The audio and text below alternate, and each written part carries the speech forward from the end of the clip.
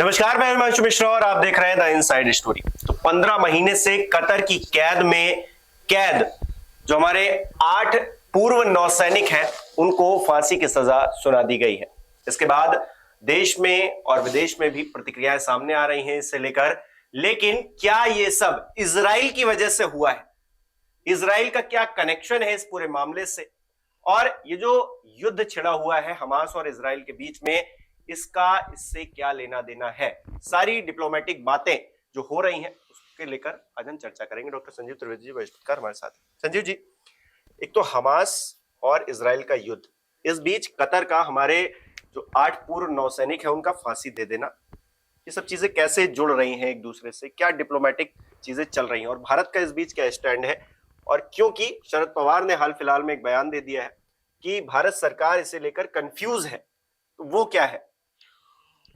देखिए, पिछले साल ये मामला सामने आया कि 8 भारतीय नौसैनिक, इन्हें कतर में गिरफ्तार कर लिया गया है। और ये सामने तब आया जब एक सैनिक की बहन ने ट्वीट किया कि भारतीय नौसेना के रिटायर्ड 8 नौसैनिक पिछले 57 दिनों से कतर में कैद में हैं। तो ये सार्वजनिक हुई बात। विदेश मंत्रालय में जब हम लोगों ने पूछा तो ये बताया गया कि जी हाँ, हमें इस संज्ञान में है हमारे और हमें पता है और हम पूरी कोशिश में लगे हुए हैं। ये अगस्त की बात 2022 की। उसके बाद समय समय पर सवाल होता रहा कि भारत सरकार क्या कर रही है, विदेश मंत्रालय इन 8 अधिकारियों के लिए। क्योंकि ये जो 8 अधिकारी थे, इसमें कमांडर स्तर के 4 अधिकारी हैं। आप सोचिए, नेवी में कमांडर स्तर जो होता है, और कुछ कैप्टन हैं, 3 कैप्टन और 1 नाविक हैं, सेलर। सोचिए, कमांडर स्तर के अधिकारी हैं और उसमें भी कमांडर स्तर के एक अधिकारी जो हैं वो वॉर हीरो हैं, पूर्णेंदु तिवारी।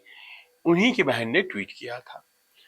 और चूंकि वो विदेश में रह रहे थे, तो मुझे याद है साल 2019 में जो प्रवासी भारतीयों को अवार्ड दिया जाता है भारतीय राष्ट्रपति के द्वारा, तो उसमें पूर्णेंदु तिवारी का भी नाम था। अच्छा, तो आप सोचिए कि एक डेकोरेटेड ऑफिसर और सारे नौसेना के बड़े अधिकारी जो कि सम्मान के साथ रिटायर हुए हैं, और उनकी गिरफ्तारी हो जाती है और उनके ऊपर चार्जेस क्या हैं ये नहीं बताया जाता है। और ये कहा जाता है कि उनकी एक प्रक्रिया होती है, उस प्रक्रिया के तहत सब कुछ चलता रहेगा। तो कतर कोई दुश्मन देश तो है नहीं, तो न्याय मिलेगा हमारे अधिकारियों को, ये मान करके भारत सरकार भी चल रही थी, ऐसा लगा। अब देखिए कि 25 मार्च को चार्जेस फ्रेम हो गई कि भाई इनके ऊपर अभियोग क्या है। पर वहां की जो न्याय व्यवस्था है वो, उसके बारे में जानकारी बिल्कुल नहीं है। जैसे हमारी न्याय व्यवस्था के बारे में बाहर के लोगों को जानकारी नहीं, कुछ पता ही नहीं चला कि उनके ऊपर आरोप क्या है। और अचानक ये बात सामने आ जाती है 3 दिन पहले कि जो पिछले साल अगस्त के महीने में गिरफ्तार हुए थे नौसैनिक, पूर्व नौसैनिक, उन्हें फांसी की सजा हो गई। और कहा जाता है कि फांसी की सजा इसलिए हुई है, पहली बार, कि वो इजराइल के लिए जासूसी कर रहे थे। इजराइल हमास संघर्ष 7 तारीख को शुरू होता है और ये इजराइल हमास संघर्ष के करीब 10 दिन बीते या 12-15 दिन बीते होंगे कि ये घटनाक्रम हो जाता है। अभी तक तो चार्जेस बताए ही नहीं गए थे भारत को कि क्या उनके ऊपर आरोप लगे हैं। उनके घर वालों को भी उनके ऊपर लगे आरोपों का पता नहीं था। और अब फैसले के साथ ये बताया जा रहा है कि इजराइल के लिए जासूसी कर रहे थे, उनका सबमरीन प्रोग्राम कोई कतर का था, उसके लिए कर रहे थे। तो दर्शकों के दिमाग में आ सकता है कि ये जासूसी कैसे कर रहे थे। दरअसल क्या है कि एक ऐसी कंपनी के लिए वो काम कर रहे थे, लॉजिस्टिकल कंपनी, जो कि कतर की नेवी को ट्रेनिंग देती है। हम्म। तो हमारी सेना, नौसेना, वायुसेना अच्छी उम्दा सैन्य परंपराओं से निकली हुई है और माना जाता है कि वेल ट्रेंड होते हैं। तो हमारे लोग जाते हैं, ट्रेन करते हैं। तो वो ट्रेन कर रहे थे वहां उनको, कतर के नौसैनिकों को, और अचानक से ये आरोप लग जाता है।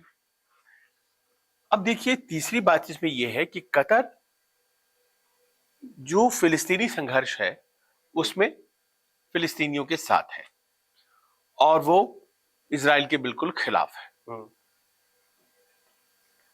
और लोगों को यह लग रहा है कि भारत के नौसैनिकों को इस तरह से दंडित किया जाना, कहीं अचानक कतर को बुरा लग गया कोई बात, क्या उसकी वजह से ऐसा हो गया है कि हमने इजराइल को भी कहीं ना कहीं सपोर्ट करने की कोशिश की। हालांकि हम फिलिस्तीन को भी मदद भेज रहे हैं लगातार। जो अस्पताल पर हमला हुआ, प्रधानमंत्री नरेंद्र मोदी ने खुद उसको लेकर कहा कि ये गलत हुआ है। लेकिन क्या कतर को ये लग रहा है कि खुलकर इजराइल के अगर खिलाफ हम नहीं खड़े होंगे तो उसका एक तरीका निकाला है कि ये, हालांकि अभी निचली अदालत ने फैसला सुनाया है, अभी बहुत सारे ऑप्शंस हैं हमारे इंटरनेशनल कोर्ट्स में, हम जा सकते हैं, डिप्लोमेटिक जो हमारे रिलेशन है वो भी काम करेंगे इन सब चीजों में, वहां की उच्च अदालत में भी हम जा सकते हैं। तो ये क्या संदेश देने के लिए ये सारी चीजें हुई हैं, और क्या हम अपने सैनिकों को बचा पाएंगे, ये भी एक सवाल ये सबसे बड़ी बात है मन में है। हम आम भारतीयों के दिमाग में ये बात चल रही है कि होता क्या है। देखिए, जो लोग पश्चिम एशिया के देशों में गए हैं तो वहां के देशों में कानून बड़े सख्त हैं और कानून फौरी तौर पर तुरंत न्याय करो वाला सिद्धांत है। हमारे यहाँ जैसे तारीख पे तारीख चलती है और लंबा मामला जाता है, वैसा नहीं है। और कानून बड़े हार्श हैं, बहुत ही कड़े कानून हैं। मतलब चोरी के लिए हाथ काट दिया जाना जैसे कानून भी हैं, जिस कारण से इसके दोनों पक्ष हैं। लोग बाग एकदम सतर्क होते हैं, ताला लगाने की जरूरत नहीं है।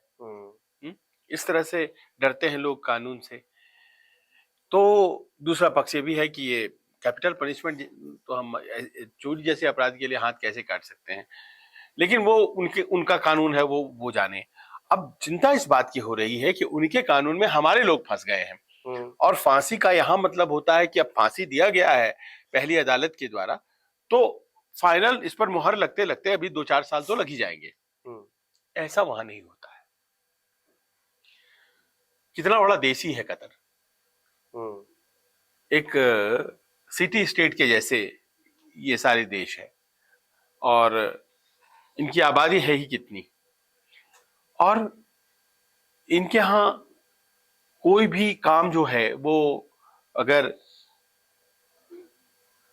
आमिर वहां के जो हैं और उनकी नाराजगी की वजह से हो रहा है, तो उस घटना को अंजाम देने में कितना देर लगेगा। अगर वहां के आमिर अल्थानी वो किसी बात से नाराज हैं और इसलिए ऐसा फैसला आया है, जैसा लोगों को लग रहा है कि भाई ये अचानक से क्या हो गया, हमारे अधिकारियों को इतनी बड़ी सजा दे दी गई और ये कह दिया गया कि भाई आप जासूसी करते हैं। पहले तो आपने कभी नहीं कहा कि जासूसी करते हैं। कोई भी एक आर्टिकल बता दीजिए जिसमें कि आरोप लगे थे। कितने लोगों को तो पता भी नहीं था कि हमारे 8 अधिकारी वहां बंद है। बिल्कुल, ये तो फांसी के सजा के साथ लोगों को जानकारी हुई कि 8-8 बंद है, उसमें एक तो वॉर वेटरन भी है। जबकि संसद में भी इस चीज को लेकर बात हुई, उठाया था मनीष तिवारी ने इस बात को उठाया था, असदुद्दीन ओवैसी ने इस बात को उठाया था, मुझे याद है। और उस वक्त बहुत ज्यादा ध्यान सरकार की तरफ से, तवज्जो वहां इसलिए भी नहीं बोला गया कि ये कॉन्फिडेंशियल मैटर है, इसको 2 देश डील कर रहे हैं। तो एक प्राथमिक जानकारी ही हम लोगों को विदेश मंत्रालय से भी दी जाती थी और कहा भी यही जाता था कि बहुत ज्यादा इस पर हम लोग मेन मेख न निकालें क्योंकि हमारे लोग फंसे हुए हैं। और हम लोग मानते भी थे और चुप रहते थे ताकि हम पहले वो हमारे स्वदेश आ जाएं अधिकारी। लेकिन किसे पता था कि ये अचानक इतनी बड़ी सजा दे दी जाएगी और फिर सुनने को कोई तैयार नहीं है। तो इसीलिए ये डर तो हमेशा है कि फांसी की सजा के बाद अगर उनके ऊपर रोक ना लगी तो अपने फांसी की सजा को कार्यान्वित करने की दिशा में वो ना बढ़ जाएं। एक तो वो चिंता है। दूसरी ये है कि अब जो विकल्प है उसमें अंतरराष्ट्रीय कानून जो होते हैं हिमांशु, तो वो कानून तो होते हैं लेकिन उनमें कोई परसुएसिव पावर या कोअर्सिव अथॉरिटी नहीं होता है। जैसे भारत का कोई कानून है, हम फॉलो न करें तो हमारे को फाइन लग जानी है ना, पुलिस पकड़ सकती है, जेल चले जा सकते हैं। तो this is called coercive basis, cores कर सकता है अगर आपने उल्लंघन किया तो। अब मान लीजिए कि यूनाइटेड नेशन का कोई रेजोल्यूशन पास हो गया, तो उसमें तो कोअर्सिव बेसिस है नहीं। उसी प्रकार अंतरराष्ट्रीय कानून है, ऐसा नहीं होना चाहिए। तो नहीं होना चाहिए तो किसी देश को आप कैसे कह सकते हैं कोअर्सिव? तो अल्टीमेटली अगर उनको कोई भी राहत मिलनी है तो उसी देश से मिलनी है, कतर से ही मिलनी है, कतर के आमिर से मिलनी है, क्योंकि अब तो अदालत ने फैसला दे दिया है। तो माफी का जो अधिकार है वो वहां के जो प्रिंस हैं उनके पास है। अब वहां के जो शासक हैं उनके पास है, उनके पास डिप्लोमेसी वर्क करेगी, दबाव वर्क करेगा। लेकिन वो क्या चाहते हैं? वो कतर है। कतर इस मायने में आप देखिए कि कतर जो है वो अमेरिका का भी वहां पर सैन्य बेस है, वहां टर्की का भी सैन्य बेस है। सोचिए, अमेरिका और टर्की विरोधी है और दोनों का सैन्य बेस अपने यहाँ रखा हुआ है। इतना बड़ा football tournament, world cup football करवाया दोहा में, इतना बड़ा चैनल उनके यहाँ चलता है, अल जजीरा, जो जिसने कि बीबीसी और सीएनएन से टक्कर लिया सीधा, और दुनिया को जो दूसरी पर्सपेक्टिव होती है खबरों की वो बताई। आपने देखा होगा तालिबान अफगानिस्तान जब निकल रहे थे अमेरिकी, तो तालिबान के साथ जो साझा वार्ता हो रही थी वो भी दोहा में ही हुई थी। तो कतर अपने आप में बहुत महत्वपूर्ण देश है उस क्षेत्र का, और भारत के साथ उसके अच्छे संबंध थे। प्रधानमंत्री मोदी गए थे वहां 16 में, वहां से अल्थानी पहले आए थे यहाँ। प्रधानमंत्री मोदी को वो बड़ा सम्मान वहां पर मिला, और यहाँ जो आए उनके शासक, उनको भी बहुत मिला। तो संबंध तो करीब करीब ठीक थे। मुस्लिम देशों के साथ हमारे अमूमन इधर के हाल के दिनों में ठीक रहे हैं, और उसके ऊपर मेहनत किया गया है। फिर अचानक ये क्या हो गया? और लोगों को ये लग रहा है कि इजराइल के प्रति हमारी जो एक हमने उनके प्रति झुकाव दिखाया है हाल के दिनों में, ये उसी का असर है। और के जो मिडिल ईस्ट की कंट्री है वो थोड़े हमसे दूर हो गए, और लोगों को ये शक है कि नहीं, ऐसा तो नहीं है कि दूसरों की गलती की सजा इन अधिकारियों को मिल रही है। शरद पवार जिस बात का जिक्र कर रहे हैं वो इससे कैसे जुड़ता है? देखिए, शरद पवार का ये कहना है कि हमारी जो नीति है वो क्या रही थी और हम क्या कर रहे हैं, और ये दोनों का डिफरेंस बताता है कि हम कंफ्यूज हैं। अब वो ऐसे समझाते हैं कि 7 तारीख को हमला हुआ, 7 अक्टूबर को हमला हुआ, 8 को हमने ट्वीट किया, प्रधानमंत्री ने ट्वीट किया, विदेश मंत्रालय से पहले प्रधानमंत्री का ट्वीट आया, उन्होंने कह दिया कि आतंकी हमलों के हम खिलाफ हैं और जिन्होंने किया उनको पकड़ा जाना चाहिए। हम सब जानते थे कि हमास का किया हुआ है। बिल्कुल। तो अचानक से ऐसा लगा कि हम इजराइल की पूरी तरह से पक्ष में खड़े हैं। लेकिन सरकार ने क्लैरिफाई किया कि देखो साहब, ऐसा है, आतंकवाद जहां पे हुआ है हम उसके साथ खड़े हैं, हम अन्याय के साथ नहीं खड़े हैं। अन्याय जिधर हुआ है वहां न्याय मिले, इस बात को लेकर के खड़े हैं। और उस वक्त फेयर इनफ लगा कि सही है स्टैंड, भाई आखिरकार मारे तो गए हैं इजराइल वाले। लेकिन उसके बाद उन्होंने प्रत्युत्तर देना शुरू किया इजराइल वालों ने, शुरुआत में थोड़ा और फिर धीरे धीरे बढ़ने लगा। इसी बीच नेतन्याहू जो कि इजराइल के प्राइम मिनिस्टर हैं, उनसे मोदी जी की बात हुई। उसके बाद फिर उन्होंने ट्वीट कर दिया कि हम इनके साथ खड़े हैं, हम इनके साथ खड़े हैं। अब ये जो दोनों ट्वीट थे, इससे खास तौर पर जो यहाँ की quote end quote secular parties हैं, उनको बड़ा बुरा लगा कि भैया ये क्या कर रहे हैं आपने तो ये तय कर दिया कि हम जो हैं वो इजराइल के साथ हैं। तो फिर बाद में विदेश मंत्रालय ने क्लैरिफिकेशन जारी किया और उन्होंने कहा कि हम तो यूनाइटेड नेशन द्वारा तय किया हुआ 2 नेशन स्टेट पॉलिसी में विश्वास करते हैं, मतलब पैलेस्टाइन भी रहे और इजराइल भी रहे, हम तो उस नीति में विश्वास करते हैं और हम चाहते हैं कि आपसी विश्वास और बातचीत के जरिए दोनों स्टेट्स का गठन हो। तो चलिए, थोड़ी सी स्थिति बेहतर हुई। बाद में प्रधानमंत्री खुद पैलेस्टाइन अथॉरिटी के जो प्रेसिडेंट हैं उनसे बात किया, महमूद अब्बास से। हॉस्पिटल वाला जब हुआ हमला और प्रधानमंत्री ने दुख भी जताया।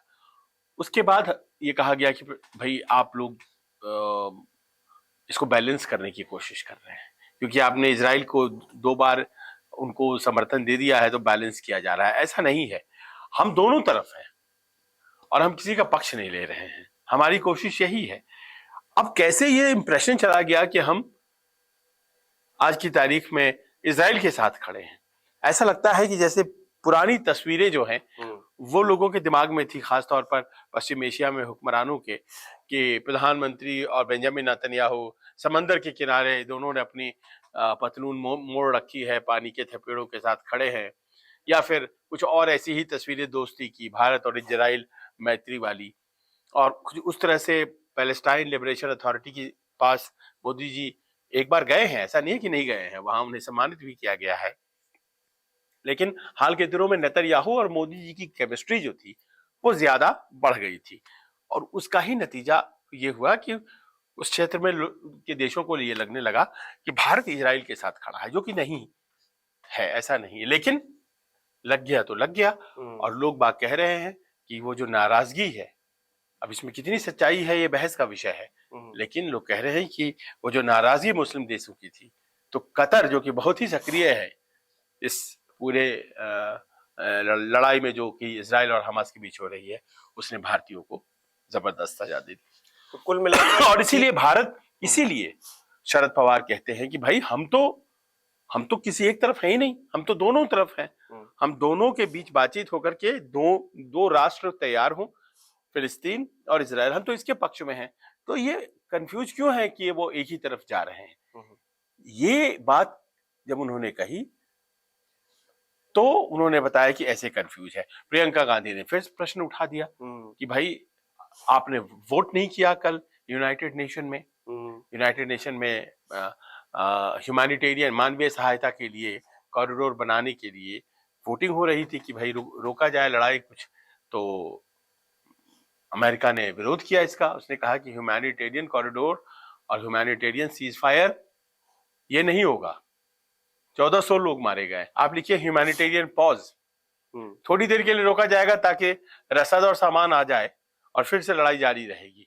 तो लोग तैयार नहीं हुए, तो वो उन्होंने प्रस्ताव के संबंध के साथ वोट नहीं दिया। इजराइल और अमेरिका ने विरोध किया, इंडिया ने वहां एब्सटेन कर लिया।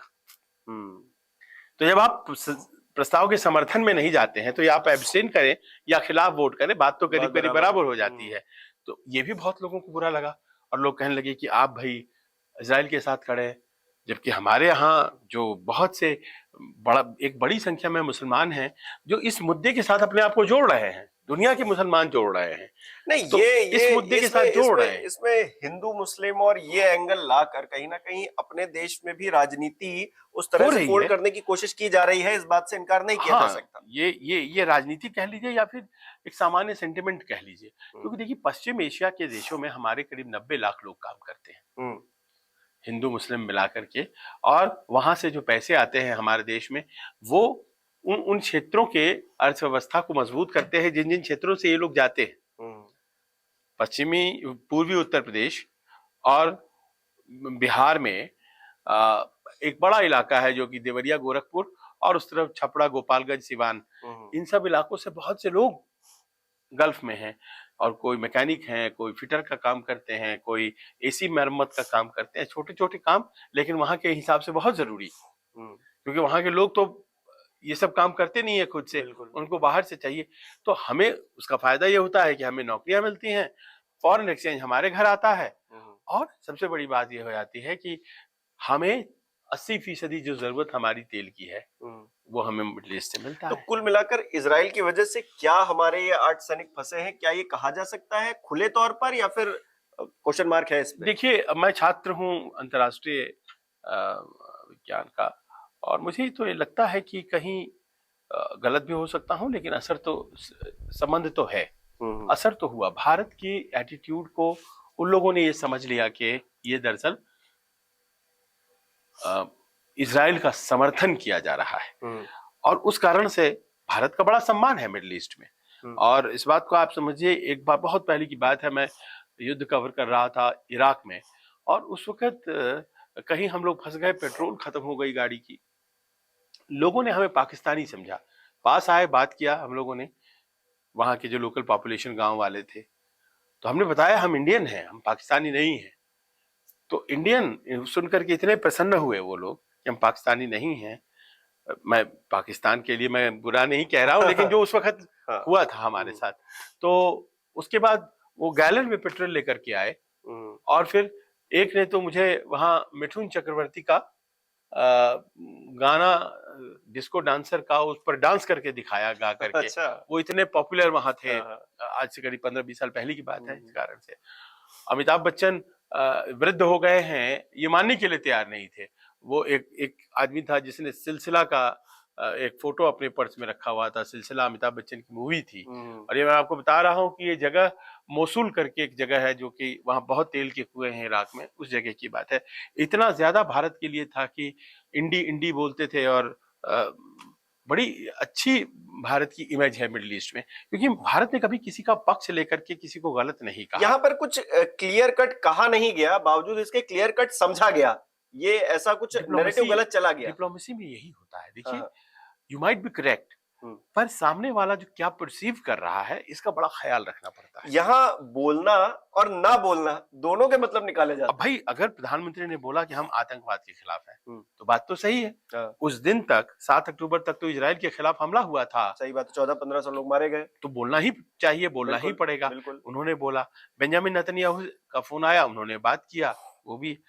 अब लोग बाग ये कह रहे हैं कि तो फिर आप पैलेस्टाइन अथॉरिटी के महमूद अब्बास से उन्होंने क्यों बात नहीं की।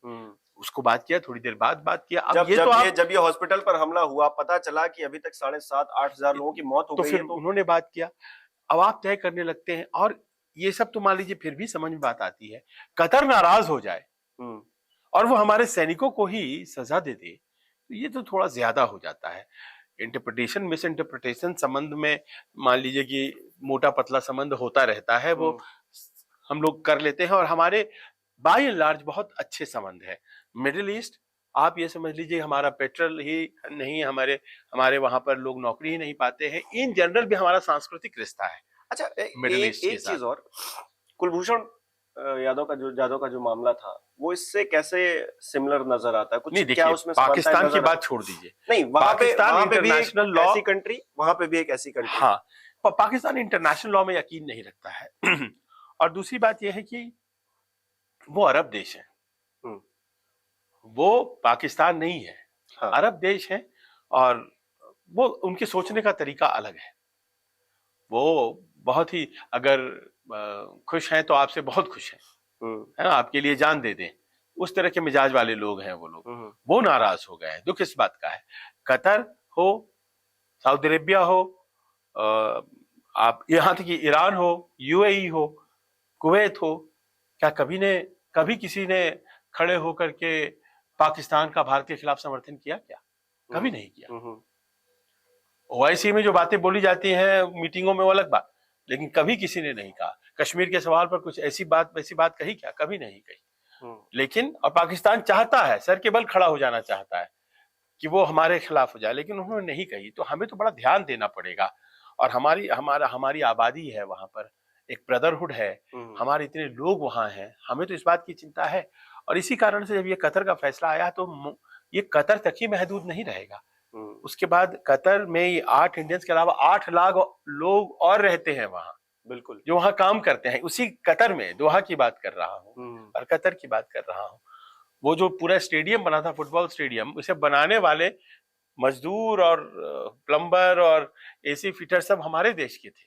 हम लोगों ने वो स्टेडियम बनाया था। हम फुटबॉल नहीं खेलते हैं, फुटबॉल स्टेडियम हमने बना दिया। खेलते हैं मतलब उतना वर्ल्ड स्टेज पे ऐसा नहीं खेलते हैं। तो बड़ा अच्छा हमारा एक, और मुझे लगता है कि देर सवेर कतर को ये बात समझ में आएगी। ये बहुत आसान नहीं होगा उनके लिए। दुनिया के देश भी उन पर असर डालेंगे, प्रेशर डालेंगे, और फिर प्रधानमंत्री मोदी का अपना जो डिप्लोमेसी है, जो एक उनकी पहचान है, वो तो काम आनी ही चाहिए। इन्हीं सब मौकों के लिए आती है। ये एक अग्नि परीक्षा भी है भारत सरकार के लिए, क्योंकि अभी तक कहा जाता है ये दोस्त, ये मित्र, तो ये एक अग्नि परीक्षा भी होने वाली है कि आखिरकार हमारे जो भारतीय हैं, सबसे पहले तो वो भारतीय हैं, हमारे अफसर रहे हैं, हमारी सेना को उन्होंने सर्व किया है, तो अगर उन पे कोई चार्जेस लगे हैं, देखिए गलत है, कितना गलत है कितना सही, ये तो अब नहीं, आपने चार्ज बताया कहाँ है? कोर्ट्स तय करेंगी, लॉज तय करेंगे। हम लोग यहाँ बैठ के तो तय नहीं कर सकते, लेकिन फांसी दे देना सीधा, मतलब ये आप this is a very big thing। उनको माफी दिलवाइए। वहां के आमिर करते हैं ये। रोजा रमजान का जो महीना होता है ईद के पहले या ईद के मौके पर, वहां पे इस तरह के रेमिशंस होती हैं। हाँ। तो वो हो, हमारे केस में हो, हम इस बात को मानते हैं। और ये व्यक्तिगत रूप से मैं भी फील करता हूं कि ये जो अब कहा जा रहा है कि इजराइल के लिए ये जासूसी किया करते थे, ये एक कहानी है, ये बनाई जा रही है। इजराइल को पिक्चर में लाया जा रहा है, जानबूझ करके। और इजराइल से हमारा क्या नाता है? हमारा नाता हमारे देश में जितने मुस्लिम्स हैं उनसे ज्यादा थोड़ी हैं गल्फ में, हर एक देश में। और हमारा नाता आर्थिक है हमारा। और हमने कभी भी, आप याद कर लीजिए इंदिरा जी के दौर को, यासर अराफात कितनी दफा हमारे देश में आए और भारत उनके लिए बहुत एक मजबूत गढ़ था। और वो नीतियां हमारी बदली नहीं है, ये विश्वास मिडल ईस्ट को अभी तक है। तभी तो उन्हें भी शायद बुरा लगा और उनका ये बर्ताव हमें बुरा लगा। बिल्कुल, इस वक्त बैलेंस होने की बहुत जरूरत है, क्योंकि हमारे 8 जो नौसैनिक हैं उनकी गर्दन फांसी के तख्ते तक पहुंच चुकी है। उसको वहां से खींच के लाना है, उनकी जान बचानी है। इस टाइम पे ये ज्यादा इंपॉर्टेंट है। और ऐसे में डिप्लोमेसी, मोदी जी की जो सरकार है उसकी बहुत चर्चाएं होती हैं, तो ये उनके लिए एक अग्नि परीक्षा के तौर पर भी है। इजराइल का क्योंकि जिक्र हो गया और वहां पर क्योंकि युद्ध हो रहा है, तो चीजें इंटरकनेक्ट की जा रही हैं। आपको क्या लग रहा है इस मुद्दे पर, हमें कमेंट करके बता सकते हैं।